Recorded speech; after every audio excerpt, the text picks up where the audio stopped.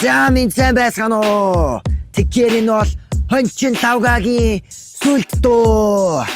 Зүгээр сонс. Манчин хоньгүй болохч нь хотоос илүү хөдөө минь надад илүү зөөгч. Хүүхэн мөхөнтэй биш хөдөө бүчин чаача хөдөөний хөдөөсөн за. Манчин хоньгүй болохч нь хотоос илүү хөдөө минь надад илүү зөөгч. Хүүхэн мөхөнтэй биш хөдөө бүчин чаача хөдөөний хөдөөсөн за.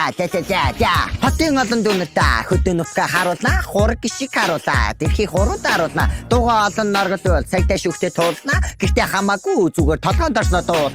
Манчин хоньгүй болохч нь хотоос илүү хөдөө минь надад илүү зөөгч.